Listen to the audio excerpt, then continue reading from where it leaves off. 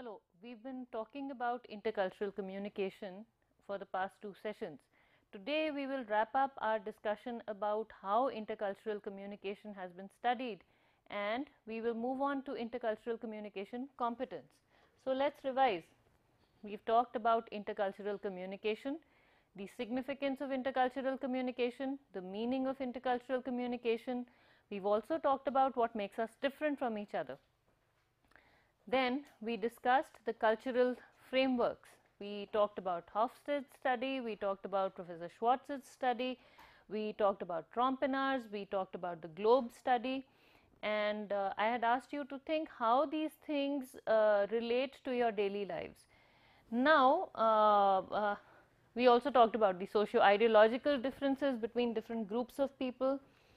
We talked about some frameworks. We couldn't finish the institutional distance, so we will do that today. And then we will also talk about how these things relate to your lives as people in the corporate sector or people wanting to go into the corporate sector.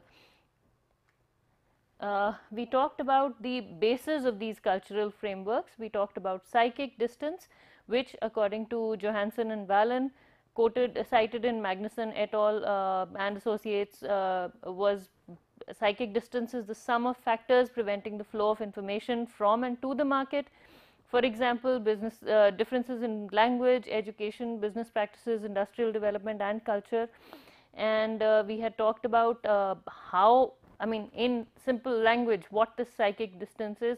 It is the barriers. It is the, in simple ordinary terminology, it is the mental blocks.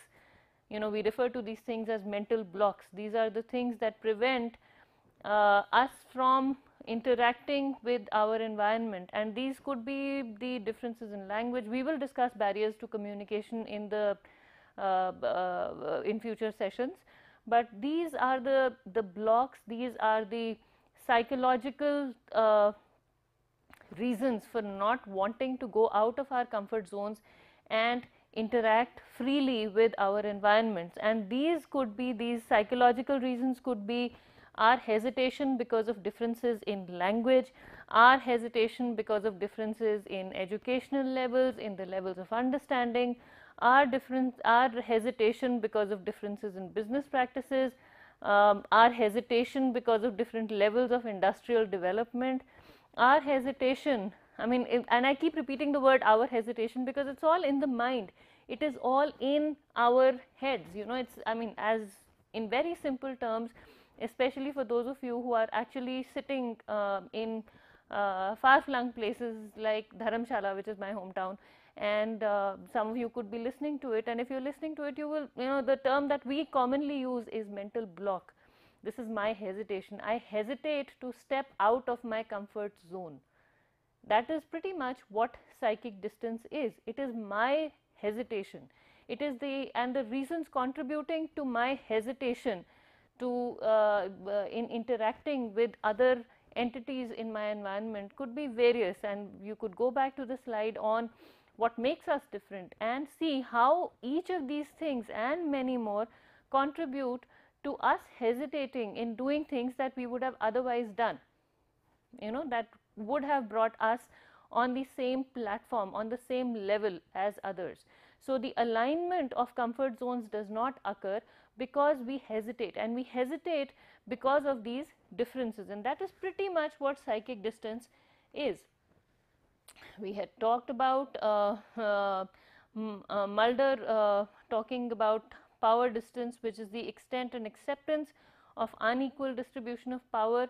We discussed how in some cultures the unequal distribution of power is the done thing. We discussed how it is accepted, how it organizes society. We also discussed how in other cultures a flatter organization is the preferred method of running any management group, or it just depends on where you're coming from, what your goals are. Now, in line with this, once we discuss institutional distance, I'll take you back to this whole notion of psychic distance, and I will discuss something that will make a lot more sense now that we have discussed all these theories, but that came before all of these theories came up. We talked about Kostova's institutional distance, which is the sum of differences on the three pillars: regulative, normative, and cognitive environments, and we'll discuss this in a little bit more detail. Several studies on institutional distance have caught the attention of our scholars in intercultural communication, and they have read more about it and done a lot more work on this and studied institutional distance. Shu et al., Shu and Associates studied 45 countries and studied the notion of institutional distance in 45 countries. Gore and Associates in 2006 published something about 53 countries, and these studies said what had been said earlier, and they reaffirmed the application of the notion of institutional distance in today's corporate environment also. And the broad concepts, the major concepts in these studies are regulative environment, and they say that institutional distance is pretty much a function of the combined differences in all of these environments. One is the regulative environment. So, the laws and rules in a country make up the regulative environment, and there could be differences, there could be hesitation because of these differences in the laws and rules in a country. So, if two countries are interacting with each other for business, there would be some hesitation, there could be some hesitation because these laws and rules are so different from each other. In addition to this, the normative environment, which is the general norms and values held by a country's people, would also be different, and these three things sort of interact with each other, they influence each other, they have an impact on how the other functions. So, they are interrelated, they are very closely enmeshed with each other, and these three things make up in the notion of institutional distance. It can't be one or the other, it is a mixture. Regulative environment will impact or will affect the normative environment. The normative environment will affect the cognitive environment.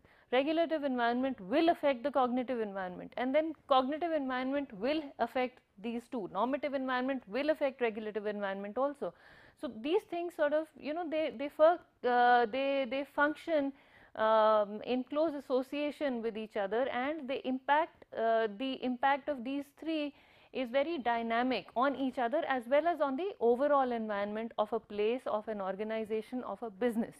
And normative environment is the general norms and values held by a country's people, which means what do people in this country think is right, what do people in this country think is wrong. For example, in the eastern side, on the eastern side of the planet, in India also, you will find very few people, or lots of people believe, to go to the other side, most of the people believe that it is disrespectful to sit with your feet, the soles of your feet, facing somebody older than you, or facing books, or facing some place of prayer, and that is common to people in this region. You know, anyone from any religion, faith, belief will feel the same way, whereas for people in other parts of the world, this may not be something that they would agree with. They would say, what is the big deal? You know, what is the big deal if I am stepping over books? And here in India, if I find books lying on the floor, I will not feel comfortable jumping over them. So, it is sort of ingrained in society. Any religion, it is not the Hindu religion only. I will not have the place of prayer at the feet of my bed. If I have it in my bedroom, I will have it on the side or preferably towards the head of my bed, but I will not have the place of prayer towards my, you know, where the soles of my feet may have a chance of facing the place of prayer. So, this is just a value. If I am sitting along with somebody older than me, it will be sacrilege to sit with the soles of my feet facing the person who is older in authority or in age, and this is just a value. You know, so it is not particular to any religion, and I hope I am right, but I am sure, you know, all of you listening to me would probably be coming from different religions, and you might be able to agree with me.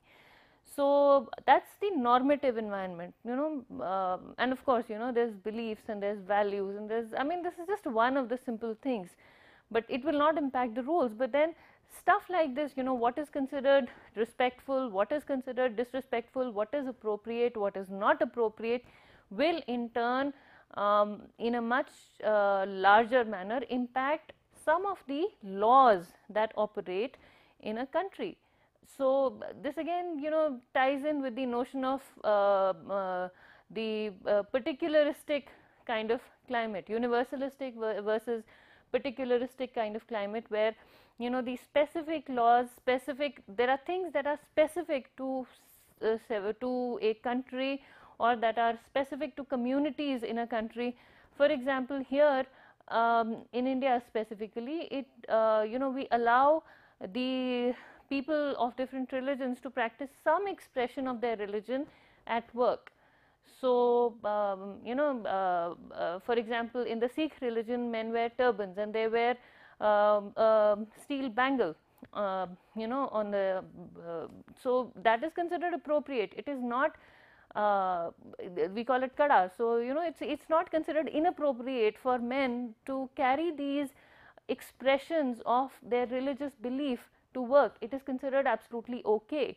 And we feel that we should respect different religions and the expression of different religions. So even if headgear is not permitted, the turban is not really considered as any sort of headgear. It is part of the religious expression. The kada is not considered a jewelry, piece of jewelry. It is an expression of somebody's religion, and it is the respect for somebody's expression of of their own religion. So, the normative environment is like, we'll respect each other, we will respect all religions. So, if somebody wants to express their religion, we will allow it. The rules will be formed like that, the laws will be formed like that, that these things will be permitted. Cognitive environment is the inferential sets or ways individuals notice and interpret environmental stimuli. And if you see these three things, cognitive environment is the very basic thing here. Cognitive environment is what is really going on in our minds. This is how we as individuals interpret our environment.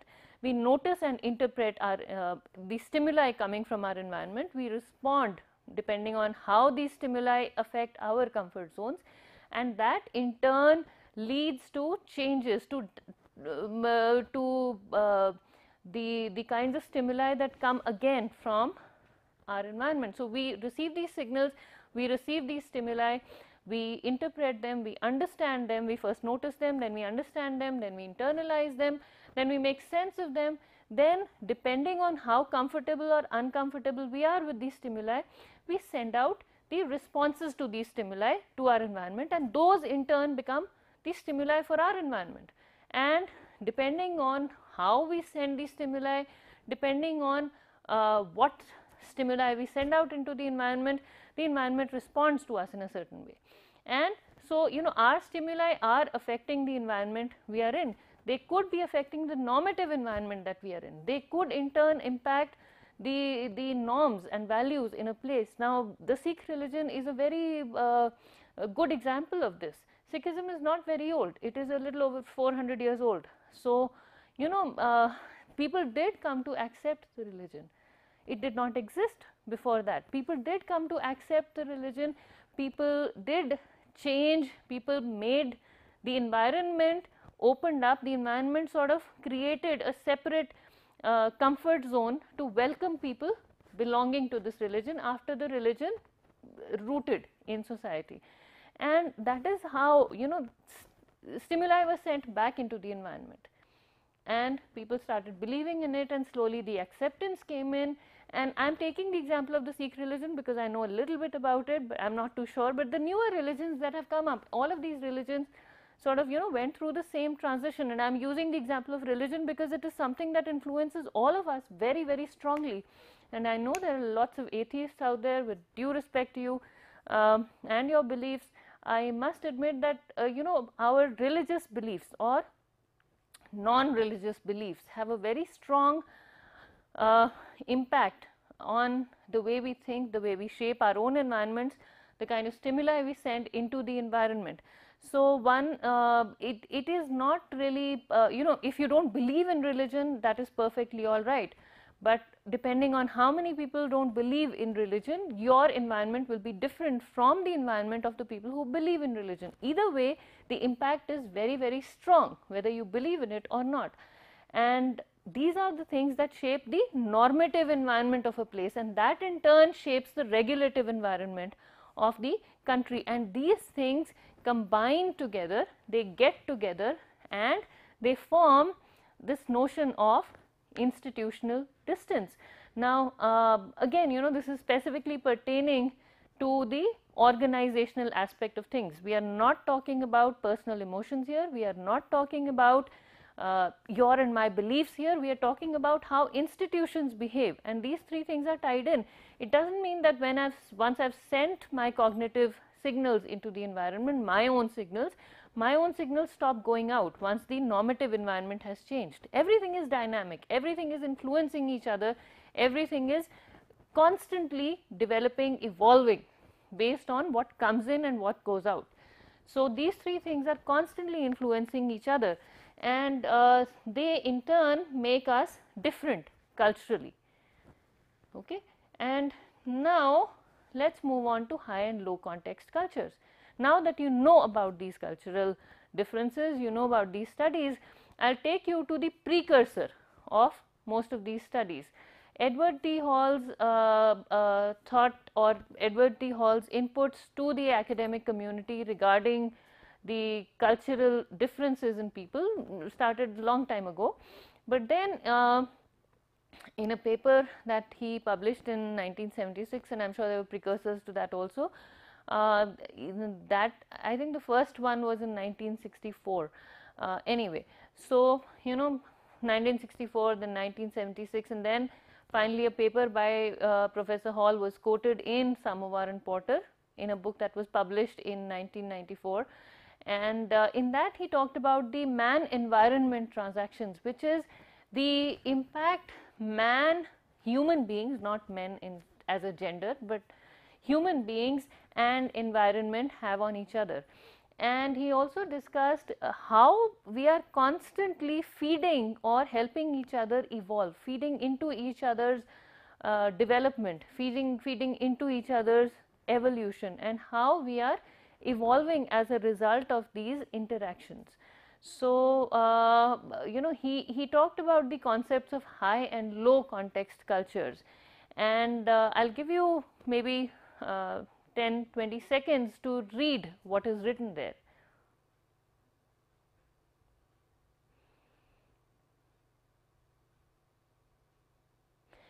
Okay, so I am sure you have read it. I will repeat what is written on the slide. According to Dr. Hall, the high context communication or message is one in which most of the information is either in the physical context or internalized in the person, while very little is in the coded, explicit, transmitted part of the message. A low context communication or message is one in which the mass of information is vested in the explicit code. Now, this sounds like very difficult stuff. It is not. Let us now discuss what this is. And according to Professor Hall, people have notions of what is high context. People have very clear ideas of how they are interacting with their environments. They have very clear ideas of what the environment means to them, and that is rooted in their belief systems. Okay, that is rooted in how they interact with the environment, how they view their relationship with their environment is a big factor in how they interact with the environment. And according to Professor Hall, he says that a high context communication or message is one in which most of the information is either in the physical context, which means that the information of the message lies in the physical environment, lies in the place, in the environment that the person functions from. Okay? and or internalized in the person, which is the intrapersonal environment. We talked about interpersonal and intrapersonal things, but most of the information of the message is in the environment. It is not expressed explicitly. So, you have to read between the lines. You have to pick up the nuances of the communication. Okay. Very little is in the coded explicit. What do you mean by coded? Coded means expressed in the language, expressed in these small codes that we call words. It is not explicit, it is not expressed, it is there, you pick up what you want to pick up. It is not transmitted as part of the message, it is implicit in the environment in which the message is being sent. He also said that a low context communication or message is one in which the mass of the information is vested in the explicit code. Okay. So, if I were to draw it here, maybe I could make it like this here. In a high context culture, you have, this is the message, okay. It is this tiny thing and this is the code of the message, okay, and here is the environment, and all of this is being transmitted here to the receiver, okay. In low context communication, the code of the message involves all of this. It is all very clearly defined. So, the words are clearly picked and all of this information is transmitted in a well defined manner to the through the channel to the receiver here.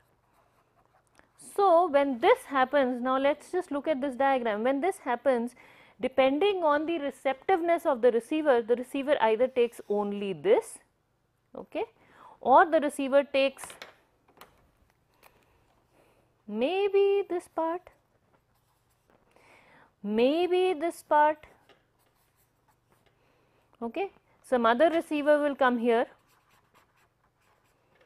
and this receiver will definitely get these words, but what the receiver picks from here is all of this, okay, all of this additional stuff.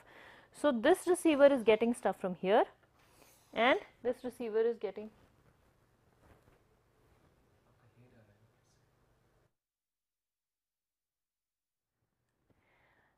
So, okay, what I was saying was that the code, the message is, okay, let us start this again, is the message over here, okay. Here is the message, which is the words, okay. In one situation, what will happen is that this message has all of this environment over here, okay, and this message along with the stuff in the environment is transmitted to the receiver. So, the receiver here will get this message definitely plus stuff from here and maybe all of this here, okay. What if the receiver is here? In that case, this receiver gets this message from here plus maybe some of the stuff is coming from here, some of this stuff is coming from here. So, what this receiver sees is this part, what receiver A sees is maybe this, okay. What receiver B sees is different. Receiver B sees all of this here, okay. This is what happens in a high context culture. In a low context culture, what happens is, and I will just draw it here, you have the message, but the environment does not play a part in how the message is transmitted. The environmental the mass of the information is right here. So, this message actually could be this large. This message, here is the message, all of this stuff, this does not exist, sorry about this, but all of this is very clearly coded. Okay. There is nothing outside this bubble, and here is a receiver, receiver A and receiver B, and every attempt is made to ensure that receiver A gets the same message that receiver B gets, because there is nothing that is left to interpretation, there is nothing that is left to chance. I will give you an example of this. Okay. Here when we say, when I ask you to get up and leave the class, if you are sitting here and I say please leave my class. Now, if you are in a high context culture, you could interpret it as me asking you to leave because I do not like your face, me asking you to leave because you have done something wrong, me asking you to leave because I want solitude, I need to do something else. Okay. I will just say please leave my class. I will look at you and I will say please leave my class. Depending on the expressions on my face, you will decide how you want to feel about leaving the class. Now, a person in a low context culture would probably not hesitate asking why he or she is being asked to leave the class, and I would be okay. I would say please leave the class, please leave my class, because I would add the because to what I say to this person, otherwise the person will not understand it and may not want to leave the class. In a high context culture, you will first try and interpret your own environment, you will first try and interpret what has gone wrong in the environment. Again, these cultures are not, nobody is on either end of the culture, but in a low context culture, I would not just be able to say please leave my class. I would need to justify why I am asking you to leave the class in words, and depending on what I say, you will either feel good about it or you will not feel good about it. You may feel guilty, you may feel angry, whatever the case may be, and my emotions will determine how I word my message, what I say to you, and that will be in high context cultures. So, to put it simply, in a high context culture, the emphasis is on restoring balance, is on drawing upon the environment for the transmission of the message. You assume that the factors in the environment contribute to the transmission of the message along with the actual message. You assume that you do not need to say a lot. How the message is interpreted will depend upon how others view your environment, how others view their environment. In a low context culture, the focus is on transmitting the message in very clear terms. You do not depend on the environment for interpretation. You do not say, okay, the person will know the environment well enough to interpret it in the manner that it is being sent. The onus of correct interpretation lies on me as the transmitter of the message. So, I will make the message as clear, as watertight as I want it to be, and the implication, the characteristics of high context communication are, there is a restricted code of intimacy. Words, when you are, depending on the level of intimacy you have with the people you are sending the message to, the words and sentences collapse and could be shortened depending on how close you are. In very close proximity, words and sentences will be shortened, they will collapse. The code that one uses signals and is consistent with the situation. So, depending on the situation, the verbal and non-verbal code will change. Maybe the verbal code is the same, but the non-verbal code could change and it could add to the signals that are being transmitted. the shifting of code signals is a shift in everything that is to follow. So, the context is determining, and this is of course mentioned by Bernstein in 1964, cited in Hall 1994, that the shifting of code signals, I mean, if shifting of code signals will mean a change in the environment, it will mean a change in everything else that happens in the environment. So, the environment is governing everything, the environment is governing the communication. In low context communication, the vocabulary is explicit. You pick the right words, you send the words, and you're done with it. You're highly articulate, and the code is very, very specific. Now, just let us link all of this to what we discussed in one of the earlier sessions. We talked about Berlow's SMCR model. We talked about the context of the sender, the context of the content of the message, the context, the perception of the channel by the sender, the perception of the channel by the receiver. So, and in high context cultures, what happens is that the context of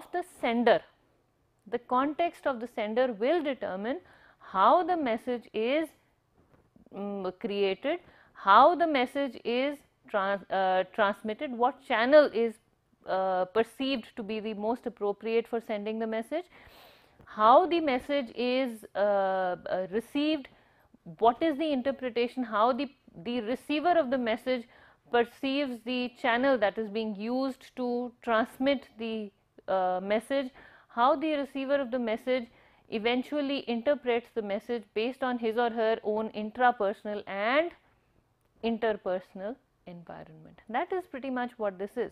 In high context cultures, we place a much greater emphasis on our environments.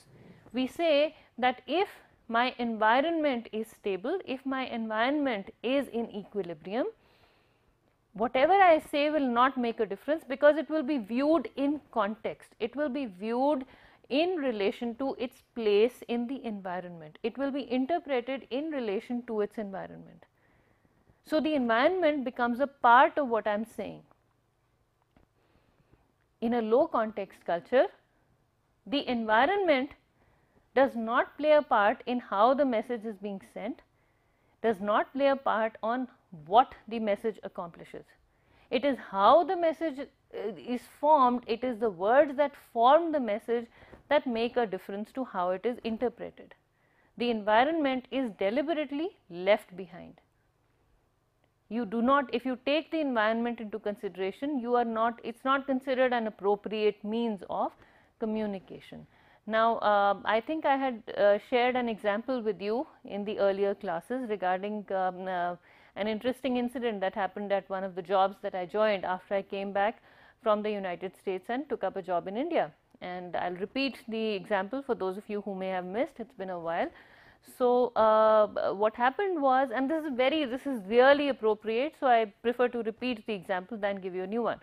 What happened was, I wanted some business cards made, and I called up the gentleman in the office who was responsible for getting these cards made, and sent all the information, all the material, and then of course, we had this set of holidays that came up, and then there was Dussehra, Diwali, this, that, and then about 1.5 months after I had joined that job, some guests came from another institute over a weekend, and we were talking, and one of the guests asked me for my business card, and I said, I'm sorry, I don't have one. And she said, oh, you must have joined recently.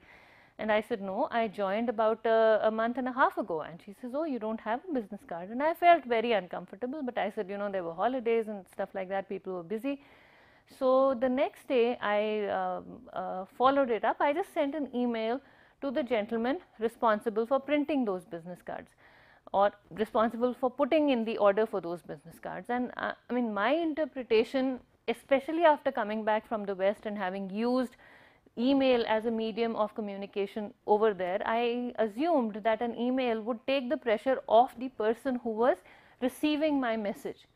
An email doesn't corner you, as far as if you use email on a daily basis, you realize that when you send somebody an email, you assume that the person will respond to it in his or her own time at his or her own convenience. So, it does not really corner a person, and as opposed to calling up a person or showing up on the person's doorstep and insisting that you be given a response immediately. So, that is not what an email does. Now, I sent him an email and I said, I submitted the proof of my business cards last month, and can you please follow up on the business cards, and can you please let me know whether they have been made or not. And this person came to my office, and in half an hour he was in my office, and he said, "Madam, you filed a complaint against me." And I said, "No, I did not."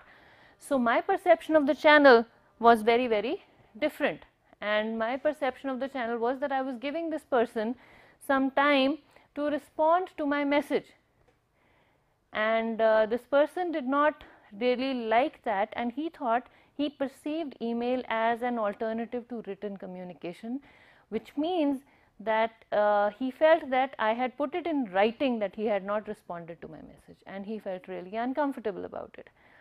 So, that is how the perception changes. He would have felt more comfortable if I had called him up, and so he said, "You put it in writing," and I got my cards in half a day, and then I apologized to him and I said that was certainly not my intention. Now, that is one of one example that shows how the perception of the channel can vary with the intrapersonal and interpersonal context of the sender and receiver. Okay, I have an interesting video for you to watch. This has been downloaded from YouTube. It is available on a public website. It shows you the examples. It shows you the differences between high and low context cultures. And I've been trying to trace the people who created this video, but they're not. I don't know where they are. It's just on a public website. So, I'm giving you the website. As soon as the permission comes, it will be added to this course.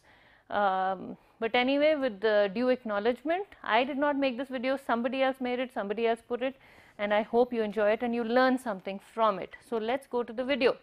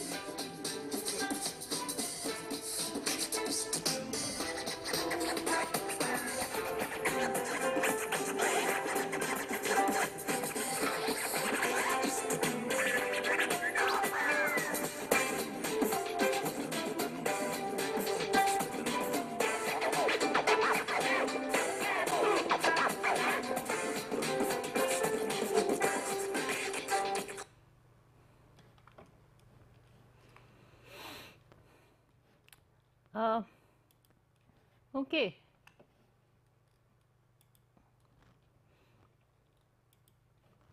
Many thanks to the people who made this video. I did try and find this out. I have not been able to get in touch with them, but as soon as I do, the references with the permission will be attached to this course material.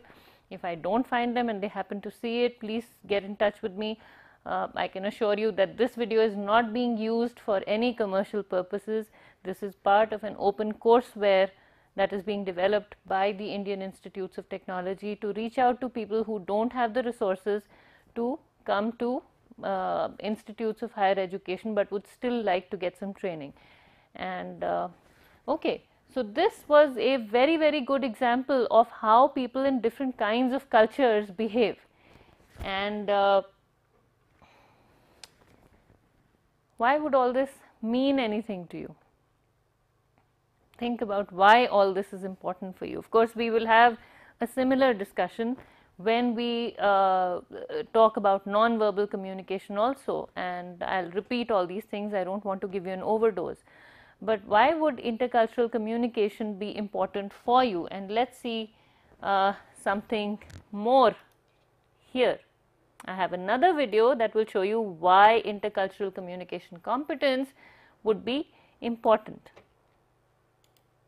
Another video from YouTube that will show you the importance of communication, that will show you how and why we really need to be on the same page as the person designing the message, or how we need to really understand the needs of the environment before we design any message. And again, I'm trying to get in touch with the people who developed this video, but again, once the permission comes in, it will be added to this course. But till then, enjoy.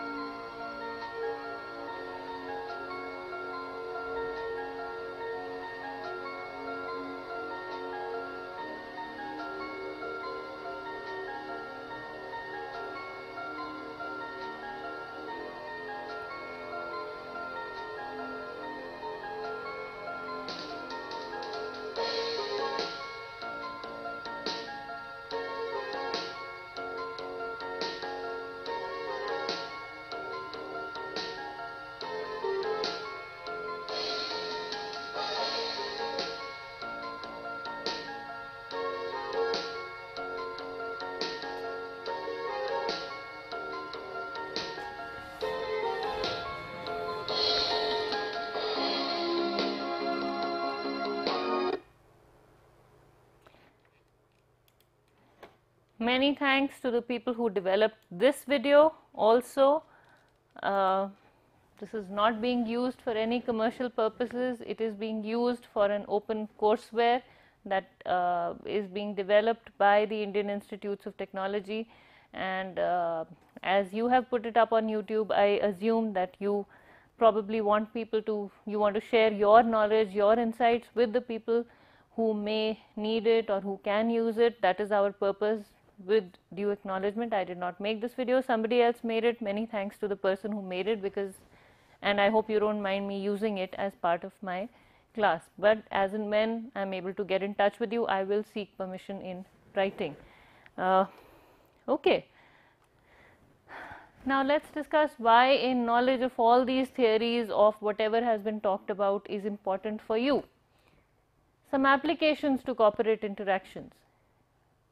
All of this, or the knowledge of intercultural communication, the knowledge of high and low context cultures, the understanding of high and low context cultures can be applied to the various functional areas of management.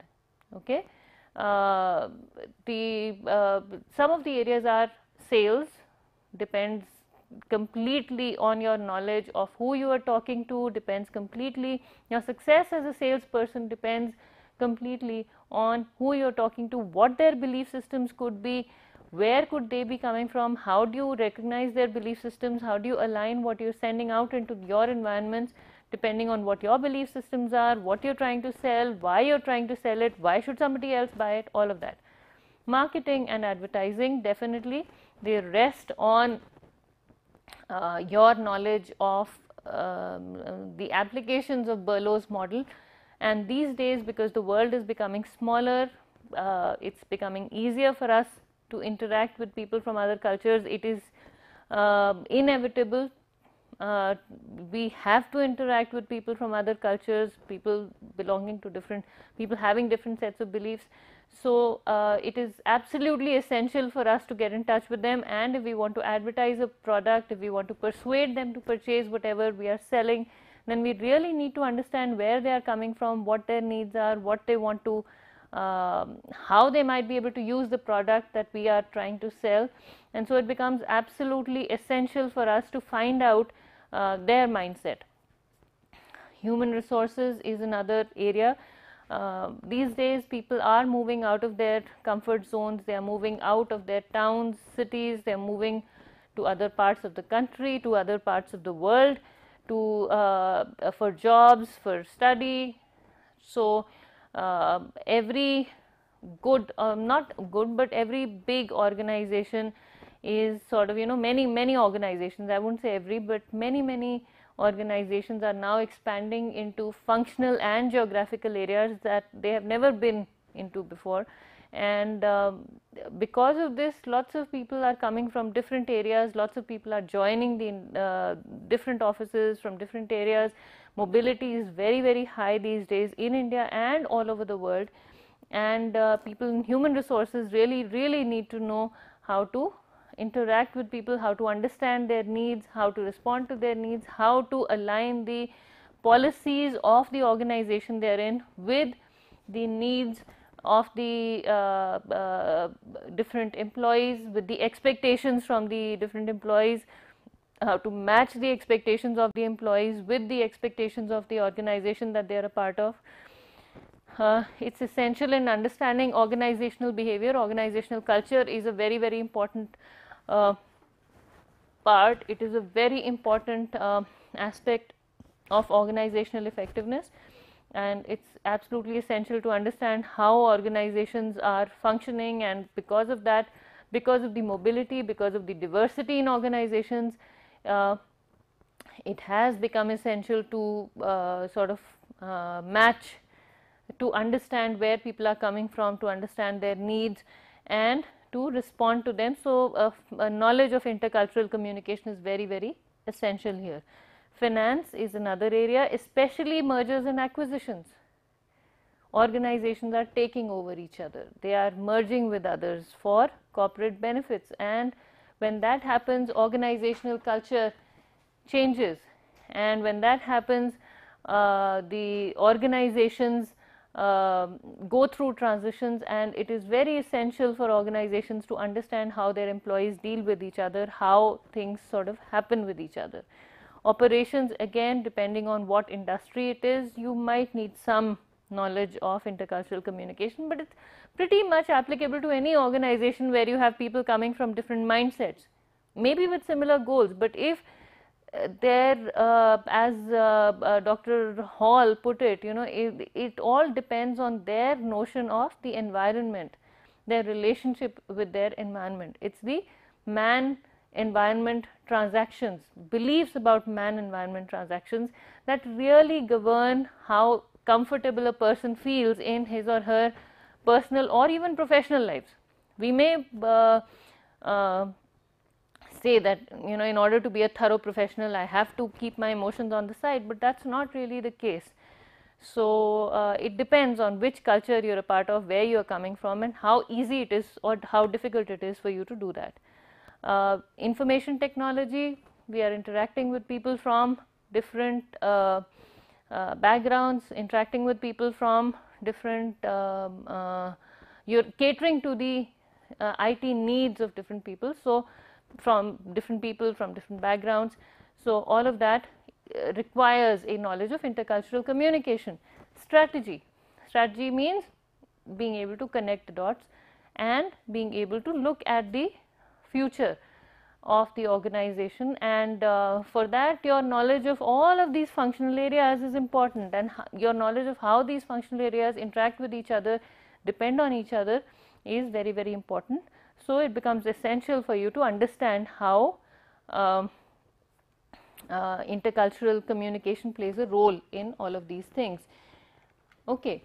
Application of intercultural communication to different industries, you have the product service continuum. We will discuss more about this in the next class, but it can be applied to service industries, which includes hospitality, health, tourism, education. After sales service is a big industry that is coming up in a big way in the developing countries.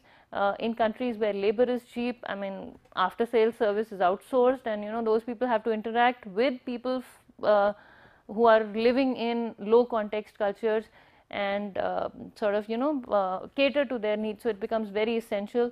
Combinations of the above, for example, medical value travel combines hospitality, health and tourism, so all these into one, and you really need to know how to interact with people from different backgrounds in order to be successful in all of these industries. And as I mentioned last time, I am going to have the same slide this time. Bottom line here is that all of this is dynamic. Bottom line here is that all of this is constantly changing, all these things are constantly influencing each other, and you have to recognize the differences if you want to be successful as an intercultural communicator or as a communicator in an intercultural environment. Then it is essential that you recognize the reasons that make you different from the other persons in your environment and be sensitive to the stimuli coming from your environment. That is pretty much what you can do. You can't really have a patch that says, okay, you spend this much time or you have these 10 steps, you follow these 10 steps and you'll be okay. No, nobody can map that. You just have to recognize what is coming from your environment and be attentive and respond to it to be an effective communicator. Now, for the next class, I just want you to think about whatever has been discussed, and we will take it up from there in the next class. Thank you.